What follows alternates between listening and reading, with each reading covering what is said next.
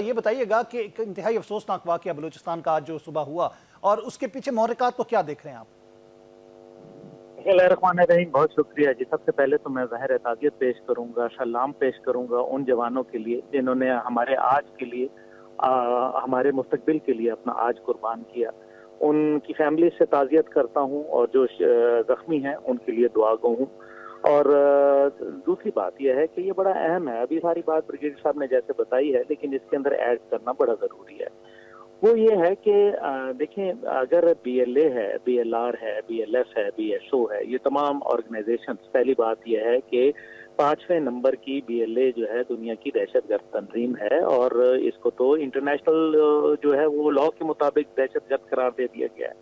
अब उसके हवाले से जो तमाम मामलात हैं उनको कौन देख रहा है? क्या मगरिब जो है उसके लिए उन्होंने अमलन, जैसे दुनिया में दहशतगर्दी की तंजीमें हैं जिनमें दाइश है, आईएसकेपी है, दीगर हैं, आईएस है, आईएसएल है, इन तमाम के पीछे जो है वो बाकायदा इनको हंट किया जाता है। मुझे ये बताएं कि मगरिब ने कौन से वो मेजर लिए हैं जो इन लोगों को हंट डाउन करने के लिए या पाकिस्तान के लिए ताउन, कौन सा ताउन जो है वो उन्होंने किया? क्या सिफारती सतह पे किया? क्या उन्होंने जो है वो सियासी सतह पे किया? क्या उन्होंने दिफाई सतह पे किया?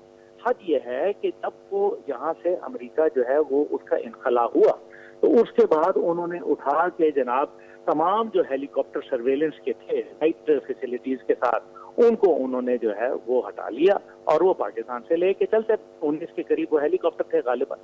अब देखना यह है कि ये जो बीएलए था और मजीद ब्रिगेड किस जमाने में गया? कहीं ऐसा तो नहीं कि ये उस जमाने में वहां पहुंचे जहां अमेरिका जो है वो उस टाइम पे मौजूद था? और अगर वहां अमेरिका मौजूद था तो फिर किसकी जो है वो उनको पुष्टपनाही हासिल है? देखिए, मैं तो किसी बात है, ये सारी चीजें अपनी करता, लेकिन असल मसला ये है कि अगर वो नहीं एक्सेप्ट कर रहे, अगर वो नहीं रिकग्नाइज कर रहे तो क्या मतलब? मैं मान ना मान, तू मेरा मेहमान। भाई वो नहीं कर रहे, उन्होंने बता दिया, वो they have clearly indicated that we are your we were your strategic partner. Today our strategy has changed, so you are no longer a partner because हमने इस रीजन के अंदर इंडिया को अपना एक एलाई चुन चुके हैं और उसके ऊपर हमारी नवाज़त मौजूद है।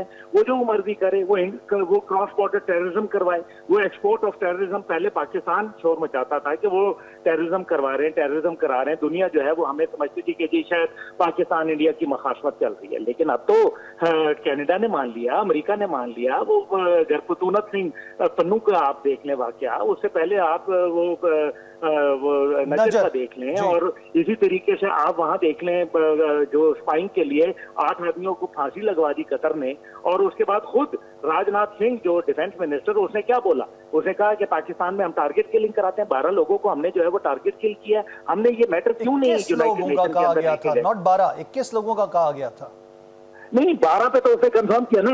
देखिए, ये बात आई थी जब गार्डियन की स्टोरी ब्रेक हुई थी। जी बिल्कुल। गार्डियन की स्टोरी के अगले दिन उसने उठा के इंटरव्यू दे दिया। यानी कि आप देखें कि जूतों समेत आंखों में घुसना, यानी कि एक तो चोरी, ऊपर से सीना जोरी। और आपने उसको इंटरनेशनल कोर्ट ऑफ जस्टिस के अंदर क्यों नहीं उसके ऊपर आपने क्लेम किया? आपने, इंडिया ने, वो नरेंद्र मोदी ने क्या बोला था बयान बाकायदा ढाका के अंदर जो है वो खड़े होकर बोला कि बतौर आरएसएस का एक नुमाइंदा मैंने पाकिस्तान तोड़वाने में किरदार अदा किया। मैं लड़ा, उन्होंने कहा मैं लड़ा, मैं मुक्ति बानी, मैं लड़ा जी, तो सीना ठोक के बोला। फिर आप मुझे बताएं, तो फिर आसिम साहब क्या इसके ऊपर हमें कोर्ट ऑफ जस्टिस में जाने का मुकाबला करना चाहिए था ना? उस मैटर को ले जाना चाहिए था, क्योंकि because it is a clear indication कि उसने एक पाकिस्तान के अंदर और इस सारे जो दो ममालिक के दरमियान में मामला थे उसने इंटरनेशनल लॉज की वायलेशन की। तो फिर आपने तो उसको कुछ नहीं किया। देखिए, मैं ये नहीं कह रहा, सारा ब्लेम हम उनके ऊपर जरूर डाल रहे हैं। अभी ये क्रॉस बॉर्डर की बात कर रहे हैं, आप मुझे ये बताएं कि ये एडमिनिस्ट्रेटिव इश्यूज है ना। अगर वहां इतनी टाइलें एक्सपोर्ट हो रही हैं और इतना जो मामला जो है वो स्मगल होकर पाकिस्तान आ रहा है, तो मुझे बताएं कि ये एडमिनिस्ट्रेटिव इशू नहीं है?